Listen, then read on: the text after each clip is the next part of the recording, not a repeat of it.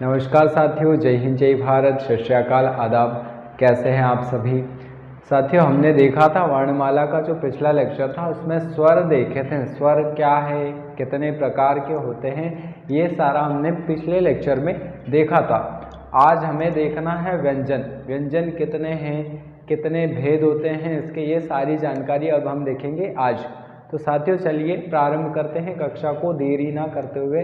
और एक बात साथियों याद रखिएगा, आपको अंत तक बने रहना है तो ही आप समझ पाएंगे कि व्यंजन क्या है और कितने प्रकार के होते हैं, किस व्यंजन के अंतर्गत कौन कौन से वर्ण आते हैं, ये सारा आपको समझना है। इसके लिए आपको लेक्चर में अंत तक बने रहना पड़ेगा, ठीक है।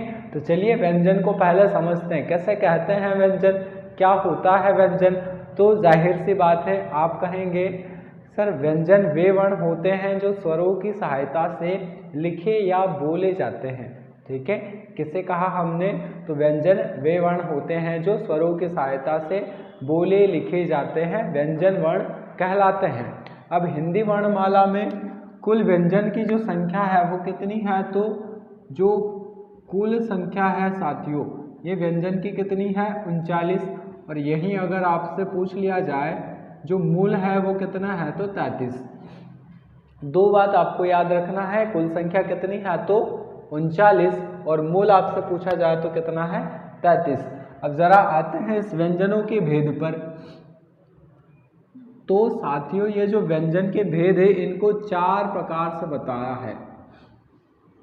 कितने, 4। कौन कौन से, तो एक होता है स्पर्शी व्यंजन,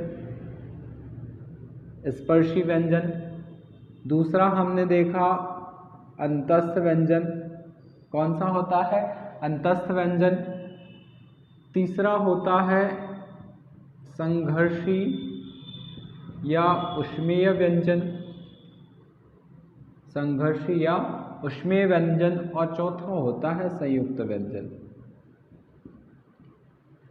चौथा होता है संयुक्त व्यंजन। अब स्पर्शी व्यंजन, अंतस्थ व्यंजन, संघर्षी या ऊष्मीय व्यंजन और संयुक्त व्यंजन, इनकी संख्या जरा देख ले तो ये होते हैं 25, ठीक है।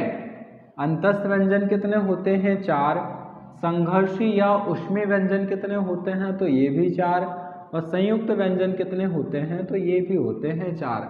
अब आप कहेंगे कि सर इन्हें जोड़कर बताइए, कुल होना चाहिए 39, ठीक है। तो 25, 4 29, 4 33 और 4 37, कितने हुए, 37। अब आपने पढ़ा होगा द्विगुण व्यंजन, या आप जानते होंगे कि द्विगुण व्यंजन भी कहे जाते हैं या होते हैं। तो जो द्विगुण व्यंजन है ना साथियों, इनकी संख्या होती है 2। ऐसे सभी को मिलाकर व्यंजनों की जो कुल संख्या हो जाती है वो कितनी हो जाती है, 39। तो यहाँ जो द्विगुण व्यंजन है वो कितने हैं, 2। स्पर्शी व्यंजन इन सभी को मिलाकर 25, 4 4 4 और 2 ऐसे करके कितने हो जाते हैं, कुल 37। अब ये जो मूल है, मूल व्यंजन कितने हैं, तो इन्हें बताया कितने, 33। कितने, 33। तो मैं आपको बता दूं ये 33 कौन कौन से हैं। एक तो ये 25 आपको जोड़ना है, ठीक है। इसके बाद अंतस्थ होते हैं 4, इन्हें देखना है। और एक होते हैं संघर्ष या ऊष्मीय। तो 25, 4 और 4 कितने होगा, 33। यही होते हैं मूल व्यंजन, यही होते हैं मूल व्यंजन। मूल व्यंजन की जो संख्या है वो कितनी है, तो ये होती है 33। ये 25, 4 और 4 ऐसे मिलाकर कितने हो गए, 33। और ये संयुक्त व्यंजन जो है ना, जैसे स्वर संयुक्त स्वर होते हैं वैसे ही संयुक्त व्यंजन होते हैं। इनकी भी संख्या कितनी है, 4। कौन कौन से है ये अब आपको बताते हैं। देखिए सबसे पहले हम प्रारंभ करते हैं स्पर्शी व्यंजन से, इसके बाद अंतस्थ, संघर्षी, ऊष्मीय और संयुक्त, ये भी आपको बताया जाएगा। इसी कक्षा में आपको अंत तक बने रहना है, ठीक है। तो चलिए आगे बढ़ते हैं।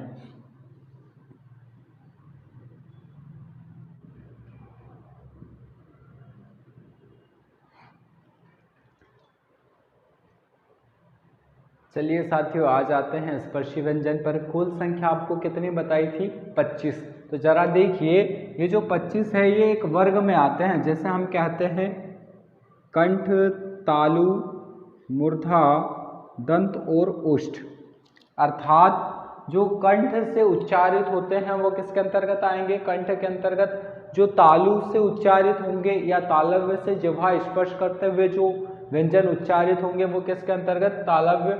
ऐसे ही मूर्धा है, दंत और ओष्ठ। अब समझते हैं कंठ किसे कहते हैं, तो गला। देखिए आप, कंठ के अंतर्गत कौन सा आता है? क वर्ग। क वर्ग जैसे क, ख, ग, घ, अंग, ये पांचों किसके अंतर्गत आएंगे? क के अंतर्गत। उच्चारण करके देखिए, कंठ यहाँ से क, ख, ग, घ, अंग, ठीक है।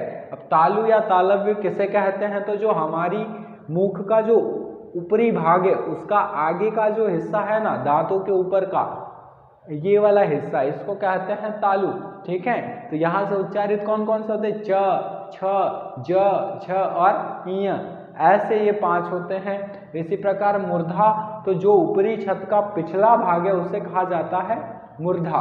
वहां से कौन कौन से उच्चारित होते हैं? तो ट, ठ, ड, ढ और न। इस प्रकार कंठ, तालु, मूर्धा, फिर दंत, दांत से जिह्वा स्पर्श करते हुए कौन से व्यंजन उच्चारित होते हैं? तो बोलकर देखिए आप, दंत का ये त वर्ग होता है, क, च, ट, त, प। त जो है त, थ, द, ध, न में स्पर्श नहीं हुआ ना।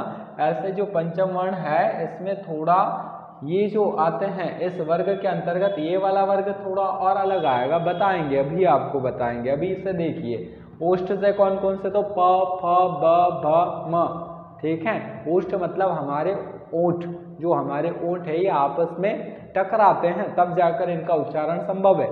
प, फ, ब, भ, म। इस प्रकार जो स्पर्शी व्यंजन होते हैं वो कुल कितने होते हैं? तो ये कुल स्पर्शी व्यंजन होते हैं 25।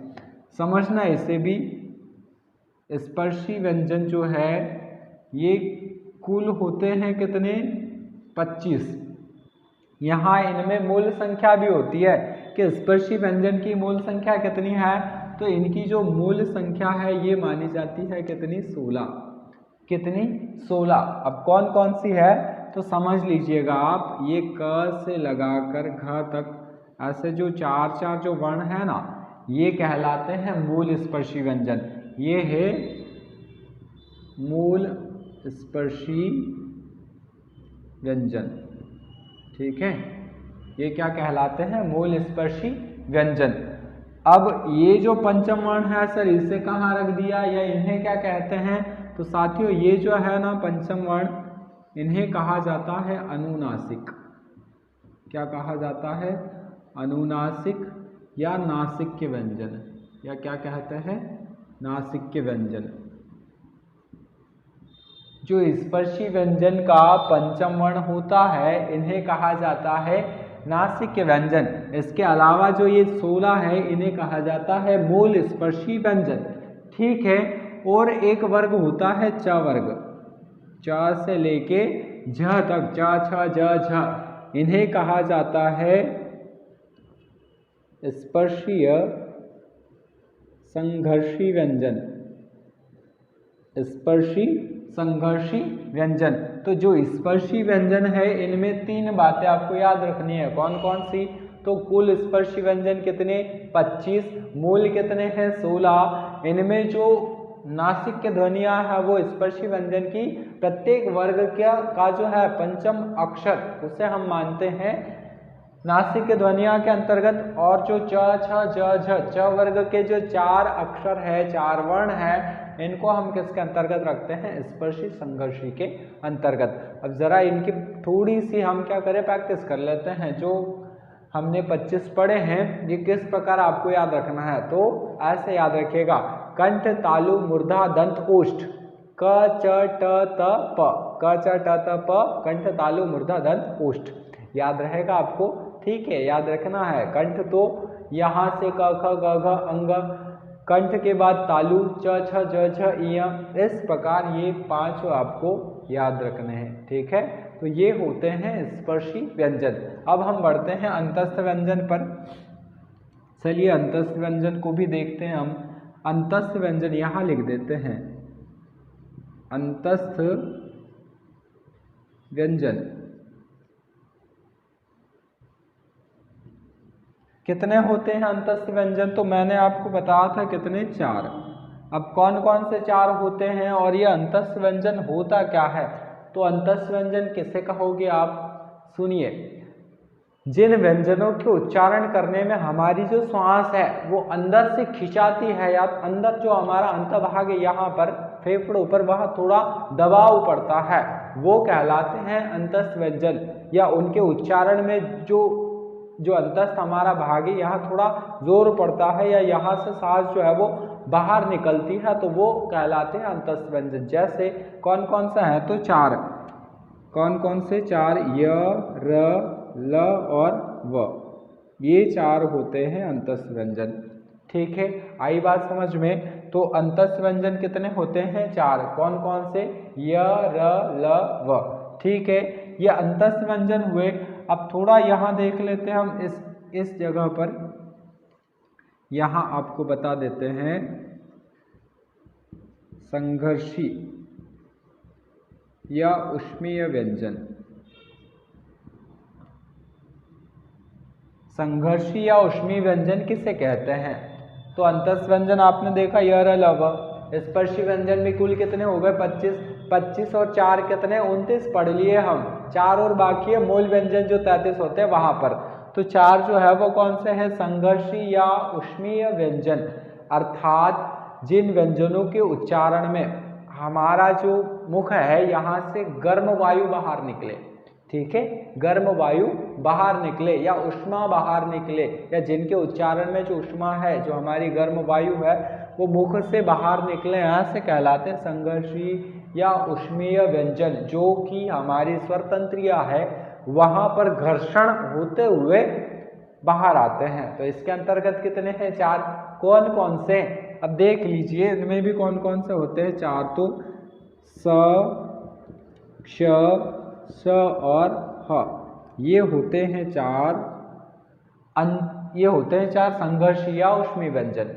ठीक है, तो जो मूल व्यंजन आपको बताए थे कितने? 33, वो इस प्रकार हो जाते हैं 25 ये कुल, फिर अंतस्थ व्यंजन 4 और उसी प्रकार संघर्षी या ऊष्मीय व्यंजन ये भी कितने?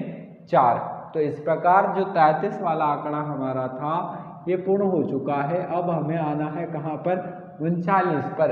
39 पर, तो वहाँ पर भी ले चलेंगे आपको, वहाँ तक भी ले जाएंगे। चलो अब यहाँ कर लेते हैं हम आगे थोड़ा। जो चौथा पार्ट है, कौन सा भेद है व्यंजन का? तो वो है, कौन सा बचा है? संयुक्त व्यंजन। कौन सा? संयुक्त व्यंजन। कितनी संख्या बताई है? तो सर कहेंगे आप कितने? 4। अब संयुक्त व्यंजन क्या है? इनकी संख्या 4 कौन सी है? इनको आपने मूल व्यंजन में क्यों नहीं रखा? इसका क्या कारण है? तो समझिए, जैसे स्वर है ना, 2 भिन्न स्वरों से मिलकर बने, वैसे ही संयुक्त व्यंजन है। 2 भिन्न व्यंजनों से मिलकर संयुक्त व्यंजन का निर्माण होता है, जिसमें एक मूल व्यंजन होता है और एक पूर्ण व्यंजन होता है। तो इनकी जो 4 संख्या है वो कौन कौन सी है? तो 4 संख्या इनकी होती है ये वाली, क्ष, त्र, ज्ञ और श्र, ये होते हैं 4। कौन से व्यंजन? तो इन्हें हम कहते हैं संयुक्त व्यंजन। कौन से व्यंजन? संयुक्त व्यंजन। अब कैसे है ये संयुक्त? तो देखिए, ये जो क्ष है ना, ये बनता है क हलंत के साथ और उसके साथ श षटकोण का। इस प्रकार ये जो क है ये मूल व्यंजन है और स जो है, श जो है ये पूर्ण व्यंजन है। तो इन दोनों के मेल से कौन बना? क्ष। ठीक है, संयुक्त क्यों? क्योंकि क और क्ष दोनों से मिलकर क्ष बना, इसलिए हमने कहा संयुक्त व्यंजन। ठीक है, त्र कैसे बनेगा? तो ये बनता है त हलंत के साथ और र। ठीक है, ये बना त्र। इसके बाद ज्ञ कैसे बनता है? तो ये ज हलंत के साथ और ईय। ठीक है, ये बना ज्ञ। और इसके साथ श्र कैसे बनता है? तो आधा क्ष हलंत के साथ और र। इस प्रकार जो है ये 4 संयुक्त व्यंजन है, ये अलग अलग व्यंजन से बनते हैं, जिनमें मूल व्यंजन होता है और पूर्ण व्यंजन भी होता है। एक इनमें जो है ज्ञ, इसके उच्चारण के आधार पर अलग बनेगा। ये तो लिखित या लेखन के आधार पर ऐसा होता है, ठीक है, लेकिन ग है और यहाँ ज है, तो कहीं ना कहीं जो उच्चारण है वो थोड़ा अलग लग रहा है ना आपको। तो उच्चारण में जो है, इसका उच्चारण में जो है उसको माना जाता है ग और य। इस प्रकार ये जो है ये बनता है ग। आधा ग हलंत के साथ और उसके साथ कौन आता है, य। तो इस प्रकार ये जो ग है ना, ये लिखित रूप में अलग होता है और उच्चारण में अलग होता है। तो चलिए मैंने आपको बता दिए अब कुल जो व्यंजन है। एक सेकेंड, हमने एक चीज और छोड़ी है। यहाँ कौन सी चीज छूटी है? तो आप कहेंगे सर सारे देखे इनमें 25 4 कितने हुए, 29 4 37, ठीक है, 25 4 29 4 33 और 4 37 इस प्रकार है। अब दो और बाकी है 39 होने के लिए। तो दो जो है वो कौन से हैं? वो जो है वो है द्विगुण व्यंजन। कौन सा है? तो द्विगुण व्यंजन। द्विगुण व्यंजन, द्विगुण व्यंजन या इन्हीं को कहा जाता है विकसित व्यंजन। कितने हैं? तो कहेंगे सर संख्या में दो बताए थे आपने। कौन कौन से दो होते हैं? तो एक होता है ड और दूसरा होता है ढ। ये होते हैं दो, ये होते हैं दो द्विगुण व्यंजन। अब बोलिए ये द्विगुण क्यों है? तो कहीं ना कहीं ये दो व्यंजनों के गुण प्रदर्शित करते हैं। कितने? दो। कौन कौन से? तो देखिए ये जो ड बना है ना, ये ड से बना है। किससे? ड से, इसलिए इसे विकसित भी कहते हैं। और ये दो प्रकार के गुण प्रदर्शित करता है, एक तो डमरू वाला ड भी, और इसके अलावा जो ड़ है, ठीक है, तो ये ड अलग है और डमरू वाला ड अलग है। वैसे ही ये ढक्कन का जो ढ होता है वो अलग होता है, पढ़ाई वाला ड अलग होता है। और ये जो है ये डमरू वाला ड अलग, कड़वा कहो आप तो जो ड आया वो अलग। इस प्रकार से दो गुण प्रदर्शित करते हैं, इसलिए इन्हें कहते हैं द्विगुण व्यंजन। तो आपके जो व्यंजन थे कुल व्यंजन 39, ये मैंने आपको बता दिए हैं, ठीक है। किस प्रकार? तो स्पर्शी व्यंजन 25, कुल मूल कहे जाए तो 16। इसमें जो च वर्ग है, ये च वर्ग इसको कहा जाता है संघर्षी, स्पर्शी संघर्षी व्यंजन, ठीक है। अंतस्थ व्यंजन कितने? 4, य र ल व, ठीक है। फिर इसके बाद संघर्षी या ऊष्मीय व्यंजन तो भी 4, स श श और ह। इसके अलावा संयुक्त व्यंजन तो भी 4, क्ष त्र ज्ञ और श्र। द्विगुण व्यंजन 2। ऐसे करके आपके जो 39 है वो पूर्ण हो जाते हैं। और मूल कितना है? तो 33, ठीक है। अब हम आने वाली कक्षा में समझेंगे जो वायु संवेग के आधार पर होते हैं वर्ण, जैसे कौन कौन से? तो अल्प प्राण, महाप्राण। फिर तारत्व के आधार पर वर्ण कौन कौन से? तो सघोष, घोष और अघोष, इन्हें भी देखना है। तो ये हम देखेंगे अब आने वाली क्लास में। तब तक के लिए जय हिंद।